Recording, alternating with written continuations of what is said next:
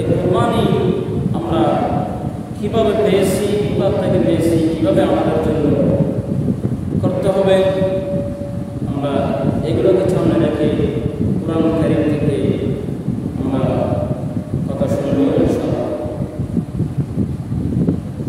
আমরা যে কোরবান পেয়েছি প্রথম দফে হযরত সাইয়্যিদনা আদম আলাইহিস সালাম পৃথিবীতে আসার পরে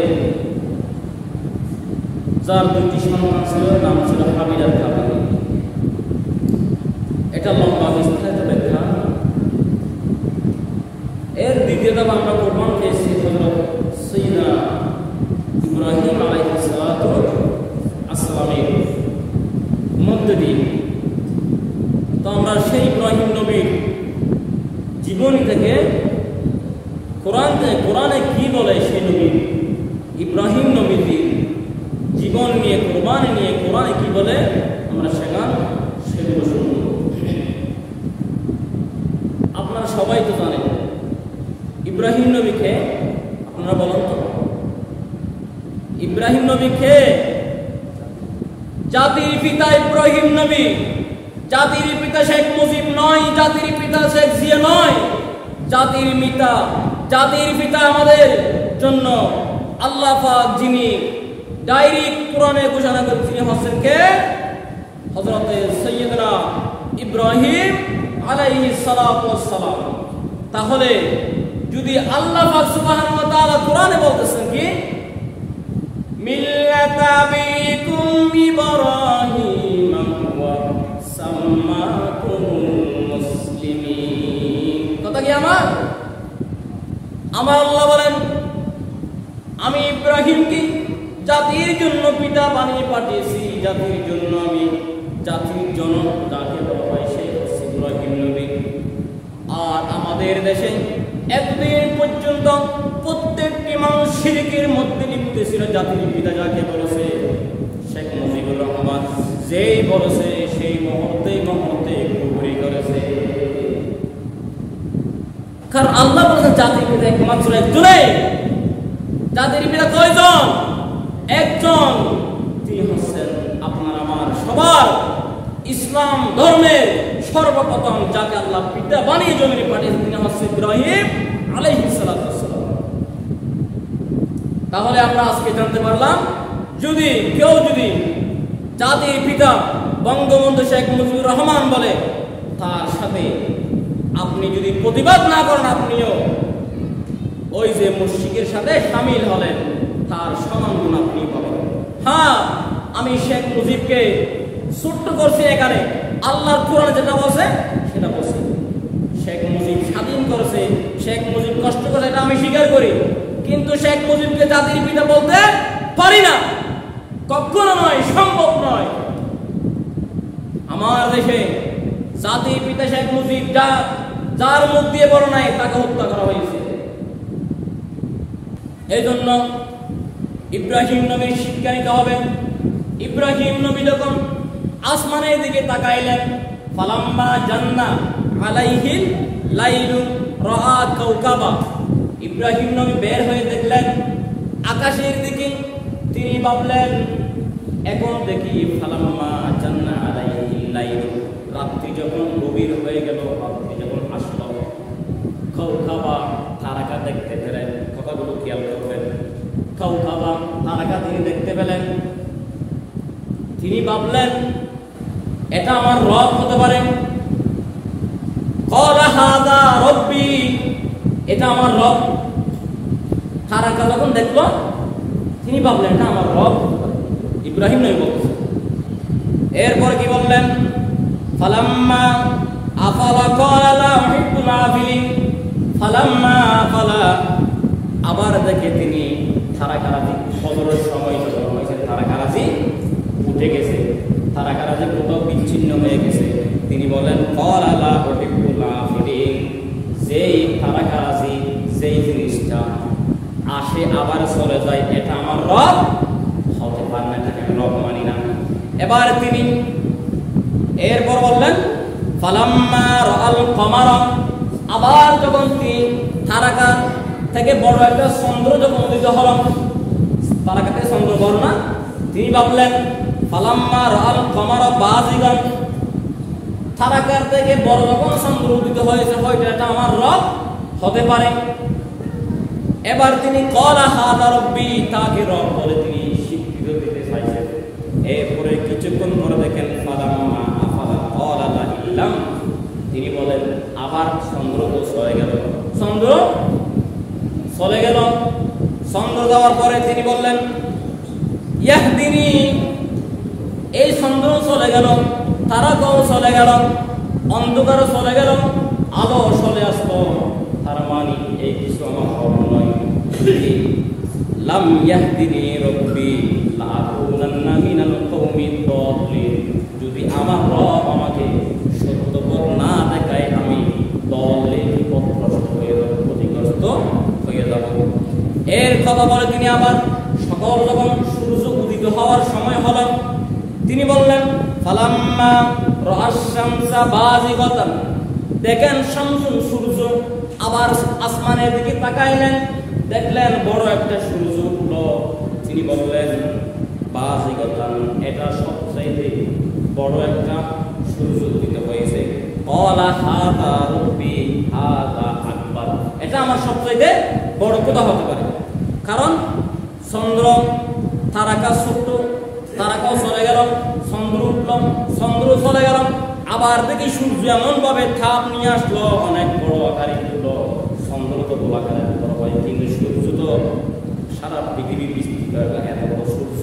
হয়তো হাযা রাব্বি হাযা আকবার, এই সূর্যটা হয়তো আমার রব হতে পারে, এই সূর্য আমার রব হতে পারে। এবার তিনি যখন ফালাম্মা আফালা ক্বালা, ফালাম্মা অতঃপর আবার সূর্য চলে গেল, সন্ধ্যা যখন নামিয়ে আসলো, তিনি বললেন কি ক্বালা ইয়া কওমি ইন্নী বারিউম মিম্মা তুশরিকুন, তিনি বললেন চন্দ্র চলে গেল, তারাকাও চলে গেল, আবার সূর্য আসলো, সূর্য চলে গেল।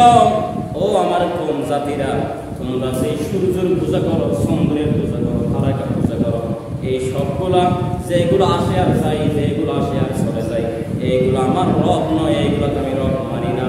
আমার রব হচ্ছে একজন।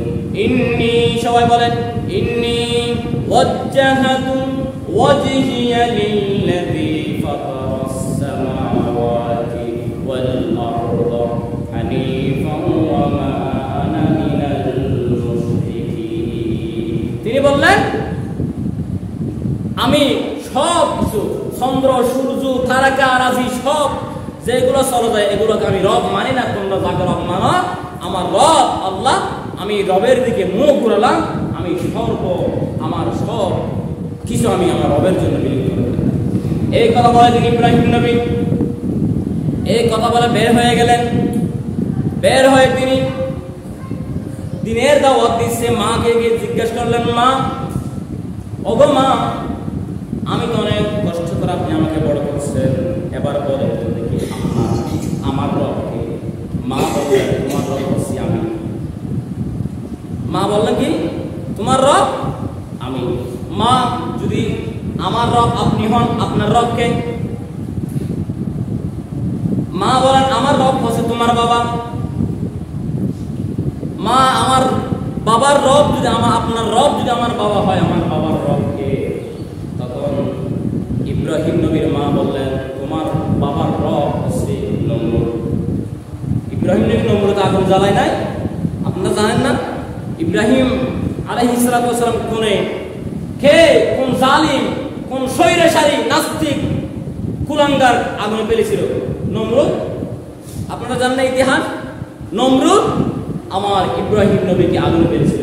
এইখান থেকে শুরু হলো। ইব্রাহিম নবী বললেন মা, ইব্রাহিম নবীর মার বাবা দুইজনেই ছিল অমুসলিম, কিন্তু কিতাবে আছে তাদেরকে আমরা কাফের বলতে পারি না, কিন্তু কাফের অবস্থায় মৃত্যু হয়েছে কিনা আমরা জানি না। এটা কোরআনের মধ্যে আল্লাহ এভাবে বলছেন, তাদেরকে আমরা কাফের বলতে পারি না, কিন্তু তারা কাফের হিসেবে মৃত্যুবরণ করছে কিনা নাকি মুসলমান হিসেবে মৃত্যুবরণ আমরা জানি না। মা বললেন তোমার রব আমি, আমার রব তোমার বাবা, তোমার বাবার রব হচ্ছে নমরুদ। এবার ইব্রাহিম নবী বললেন যদি মা আমার বাবার রব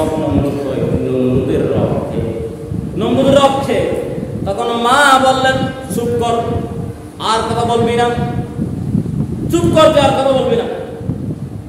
এবার মা তো মানতে পারে নাই। এবার হঠাৎ করে বাবা চলে আসলো। বাবা আসার পরে বাবা বললেন, আমার ছেলে তো দেখে অনেক বড় হয়েছে, বাবা তুমি কেমন আছো? ইব্রাহিম বললেন, বাবা আমি ভালো আছি, আপনাকে আমি একটা কথা জিজ্ঞেস করতে চাই। ওই যে সবগুলো দেখলেন, চন্দ্র সূর্য সব চলে যাওয়ার পরে তিনি ভাবলেন আমার রব একজন আছে। এই কথা বাবার থেকে জিজ্ঞেস করে, বাবা আপনি বলেন তো আপনার রবকে, আপনি বলেন আপনার রবকে। তখন ইব্রাহিম নবী বললেন, আপনার রবকে যখন জিজ্ঞেস করলো, আজর, ইব্রাহিম নবী বাবার নাম কি? আজর। আজর বললেন, তোমার রব আমি আর আমার রব নমরুদ। এই কথা যখন বললেন, ইব্রাহিম নবী বললেন, বাবা না, কখনো তোমার আমার রব নমরুদ হতে পারে না, আমার রব একজন আছে। বাবা একটা দিলেন শর্ট। বাবা কি করলেন? ঠাস করে শর্ট লাগিয়ে দিলেন। শর্ট লাগিয়ে দিয়ে বললেন, মাকে বললেন, তুমি দেখো এই সন্তান কিন্তু এই যে নমরুদের গণকরা যে বলেছিল নমরুদকে তার রাজ্য তার ক্ষমতা ছিনিয়ে নেবে একজন শিশু এই বছরে জন্ম হবে, হয়তো তোমার এই শিশু দুনিয়ার জন্ম হয়েছে, নমরুদকে তিনি তার ক্ষমতা নিয়ে ছাড়বে। তোমার এই শিশু কিন্তু নমরুদের ক্ষমতা খাবে, আমি দেখতেছি। তিনি যেভাবে বুদ্ধি হতে না হতে অল্প বয়সে তিনি যেভাবে রবকে চিনে শুরু করলো, রবকে তিনি আমাদেরকে বুঝতে শুরু করলো, তাহলে আমি ভবিষ্যৎ আমি বাণী করতেছি এই নমরুদের সিংহাসন, নমরুদের রাজ্য তিনি কেড়ে নেবেন। ঠিক সেই বছরে নমরুদ সারা দেশে কোন বাড়িতে সারা বছরের জন্য নিষেধ করে দিলেন, কোন স্বামী স্ত্রী যাতে এক করে একসাথে থাকতে না পারে, পাহারা দিয়ে দিলেন। কেন? গণকরা বলল, এই বছরে আপনার একজন এই দেশে আপনার বিরুদ্ধে ছোট্ট একটা শিশু জন্ম হবে, যিনি হবে আপনার জন্য বড় একটা ভয়ানক, যিনি আপনার ক্ষমতা কেড়ে নেবেন। তখন সাথে সাথে নমরুদ বললেন, এই বছর যেহেতু জন্ম হবে, গণকরা বলতেছে এই বছরে কোনো স্বামী স্ত্রী এদেশে আমি একসাথে থাকতে দেব না। এবার এইদিকে নমরুদ এটা বলছে, কিন্তু ওইদিকে ইব্রাহিম নবী তো কি হয়ে গেছে, এসে গেছে। গণকরা বলতেছে, আপনি যার জন্য এই সারা দেশে আপনি নিষেধ করে দিলেন স্বামী স্ত্রী একসাথে থাকা, কিন্তু আমরা ঘরে দেখি, আমরা আমাদের গণকের মধ্যে সবাই বসে দেখি সেই শিশু দুনিয়ার মধ্যে এসে গেছে, সেই শিশু দুনিয়ায় এসে গেছে। বাবা জানে, কিন্তু বাবাকে বললেন, ইব্রাহিম নবী তুমি কিন্তু রবকে মানতে হবে, আমার রব একজন আছে। এইদিকে আজর এই কথা বলার পর অনেক লম্বা কথা, খুব সংক্ষেপ করে বলার কারণে অনেক কথা আমি হেঁটে সেটে বলতেছি, হয়তো আপনাদের একটু অন্যরকম লাগতে পারে, কিন্তু ঘটনাটি কোরআন হাদিস দ্বারা একটু সুন্দর করে বলছে। যদি ভালোভাবে বলা যায়, অত্যন্ত চমৎকার একটা শিক্ষা আমাদের জন্য। ইব্রাহিম নবীকে আজর একটা সর মারার পরে নমরুদের বাসায় চলে গেলেন ইব্রাহিম নবী। সেখানে গিয়ে নমরুদ বললেন, যেহেতু আজকে গণকরা আমাকে বলছে ও দুনিয়াতে এসে গেছে, তাহলে এখন থেকে আজ থেকে মায়ের পেট থেকে যত সত্য শিশু দুনিয়ার জমি আসবে সাথে সাথে কতল করে দেওয়া হবে। প্রত্যেক দরজায়, ঘরের দরজায় দরজায় গর্ভবতী মায়ের চেহারা, যারা দাইমা আছে তারা তো মায়ের গর্ভে বাচ্চা আসলে চেহারা দেখলে চিনতে পারে। প্রত্যেকটি ঘরের দরজায় দরজায় দাইমাকে দিয়ে দিল, কোন ঘরে গর্ভবতী মা আছে দেখো, আরেকটি একটি পাহারাদার নিযুক্ত করে দিল, যাতে বাচ্চা যদি প্রস্রাব করে মা সাথে সাথে তাকে কতল করে দেওয়া হবে। এইরকম করে ৭০,০০০ শিশু তিনি কি করছে, কতল করছে, কিন্তু তবু ইব্রাহিম নবীকে কতল করতে পারে নাই। আমার জমিনেও স্বৈরাচারী নাস্তিক জালেম অনেক আলেমকে ফাঁসি দিতে চেয়েছিল, কিন্তু দিতে পারে নাই। কেন পারে নাই? আমার আল্লাহ সুবহানাহু ওয়া তাআলা যার উপর রাজি থাকে, যদি আমার আল্লাহ মারে তাকে বাঁচাতে কেউ পারে না, আমার আল্লাহ যদি কাউকে বাঁচায় তাকে মারতে কেউ পারে না। আমার দেশে আল্লামা সাঈদীকে অসংখ্যবার ফাঁসি দিতে চেয়েছে, দিতে পারে নাই, শেষ পর্যন্ত ইনজেকশন করে কি করেছে, হত্যা করেছে। ঠিক এই নমরুদের হাদিসের সাথে আমরা দেখি, নমরুদের সাথে স্বৈরাচারের সাথে খুব মিল আছে। নমরুদের থেকে বেশি স্বৈরাচারী জালেমি করছে এই নমরুদ। 70,000 কতল করেছে, এরপরও ইব্রাহিম কতল করতে পারে নাই। সেই ইব্রাহিম বড় হয়ে আল্লাহর জন্য পাগল হয়ে গেল। সেই ইব্রাহিম নবী আলাইহিস সালাতু ওয়াস সালাম একদিন বসে আছে, বলে লা ইলাহা ইল্লাল্লাহ, লা ইলাহা ইল্লাল্লাহ জিকির করে, গায়ে কাপড় নাই, সুপুর নাই। এক ফেরেশতা বললেন, আল্লাহ আপনি কি করলেন? দুনিয়ার মাঝে এত মানুষ আছে, এত মানুষ দেখি আমরা, আপনি খলিলুল্লাহ বলে ইব্রাহিম একটা সাধারণ মানুষকে খলিলুল্লাহ বলে নাম দিলেন, কেন দিলেন? আপনি তাকে খলিলুল্লাহ কেন দিতে পারেন নাই? আপনার এখানে এমন এমন বান্দা আছে যারা আপনার জন্য পাগল, আপনি খলিলুল্লাহ বলে নামে কেন দিয়ে দিলেন? ফেরেশতা এই কথা বলার পর আল্লাহ বললেন, ও ফেরেশতা, তোমার কি মনে চায় আমার খলিলুল্লাহকে কেন নাম দিয়েছি তুমি জানার জন্য কি তোমার মন চায় নাকি? যদি সেটা মন চায় তুমি যাও, আমার খলিলুল্লাহ মন জায়গায় আছে, তুমি গিয়ে দেখো। সেখানে গিয়ে দেখলে খলিলুল্লাহর গায়ে কোনো কাপড় নাই, শুধু লা ইলাহা ইল্লাল্লাহ বলে চলতে আছে। এবার সালাম দিলেন ফেরেশতা, সেই খলিলুল্লাহকে সালাম দিলেন। সালাম দেওয়ার পরে খলিলুল্লাহ বলে সুবহানাল্লাহ। সুবহানাল্লাহ বলার কারণ হচ্ছে ইব্রাহিম নবী অঢেল সম্পদের মালিক ছিল, কিন্তু আছে তিনি কোন কাপড় ছাড়া রবের জিকির নিয়ে ব্যস্ত।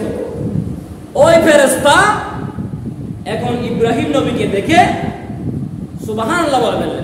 সুবহানাল্লাহ যখন বললেন, সুবহানাল্লাহ বললো যে কত দেখে, সুবহানাল্লাহ যখন বললেন ইব্রাহিম নবী, ওই ফেরেশতা মানুষের শুরুতে এসে সুবহানাল্লাহ বললেন, কারণ ইব্রাহিম নবী কাকে বললেন, এখান থেকে 100 ওট তুমি কি করো নিয়ে যাও।